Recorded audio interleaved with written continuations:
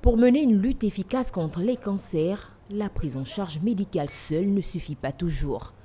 La pratique du sport reste également un élément important.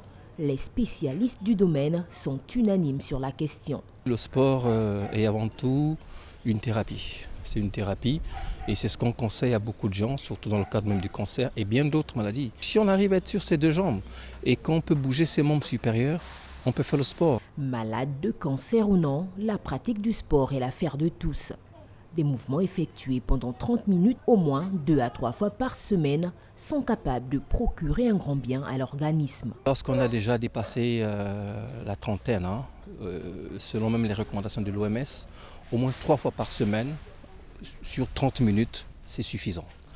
Maintenant, quand on n'a pas suffisamment de temps et qu'on a peut-être le week-end, ne serait-ce qu'un jour, on peut se donner la peine de faire le sport à fond. Maintenant, le conseil que je peux donner aux gens, c'est de savoir faire les activités physiques qui nous amènent à transpirer. Si quelqu'un décide de faire le ménage chez soi, la personne va bouger les meubles ici, elle va transpirer, va soulever, etc. C'est du sport, sans s'en rendre compte, c'est une activité physique. Et ça permet à ce que le corps bouge, les pores s'ouvrent, ça respire, on transpire, on brûle un peu le mauvais cholestérol. Et lorsqu'on est en activité physique ou le sport, on crée en nous l'hormone, du moins c'est du bien-être, l'endorphine. Et quand on a fini, on est relâché, relaxé et rien de tel que de pratiquer le sport.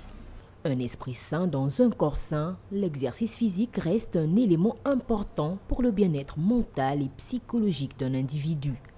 Cela tient parfois à des petits gestes comme la marche ou la course individuelle le week-end.